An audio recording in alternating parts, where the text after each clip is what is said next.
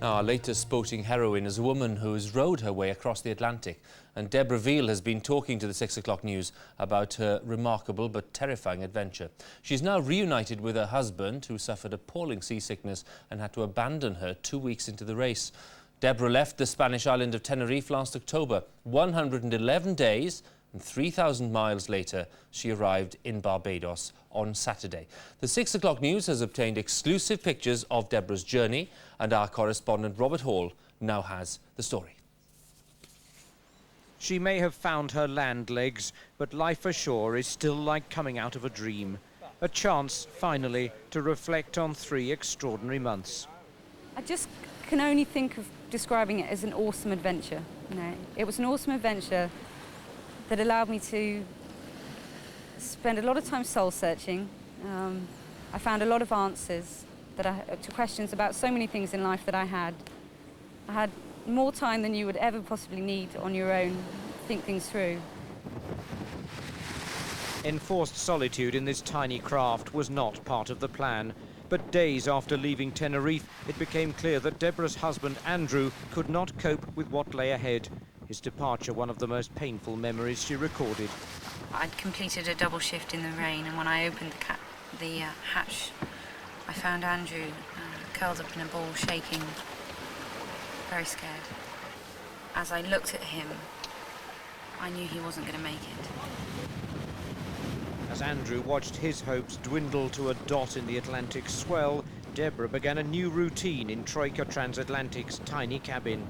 There we are. That's it. It's actually very tiny, but because I'm so short, I'm able to sit up in this end of the cabin by the hatch without my head banging on the roof. And these are my lifeline, my solar panels. They're the one thing that have kept me alive because they produce the electricity that allows me to run the water maker, which is what I've lived off pretty much.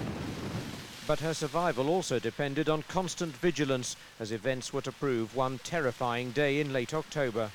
There's a great big super tanker heading right for me. It went by me, probably, I don't know, a couple of 100 metres away maybe. But at the time, it looked like it was coming right for me. And I just sat watching this thing glide by really quite quickly. It's amazing how fast they move. And just sobbed, I felt mentally broken that day. Long, restless nights were also disturbed by unexpected visitors. Have a look at these little fishies that unfortunately have come to a nasty end on my boat, as they do every single day, every single night, and they don't realise I'm here and doing a bit of flying practice. Have you decided what you want to be handed when you first come ashore yet? I don't know, I think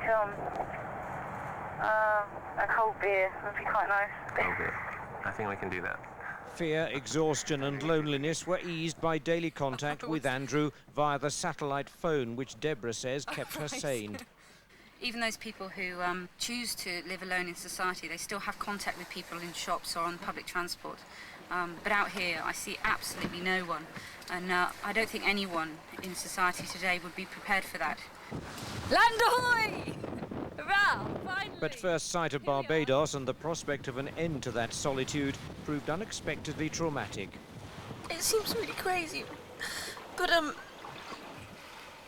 everything in this little boat, I know it's all safe because I know how to respond to it. I didn't think finishing would be this hard.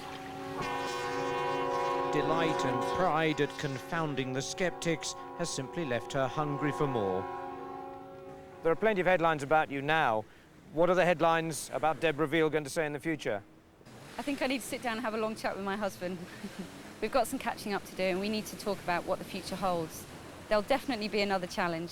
I feel certain of that, but I'm not sure what yet. Watch this space. The enthralling story of Debra Veal and her lone voyage across the Atlantic.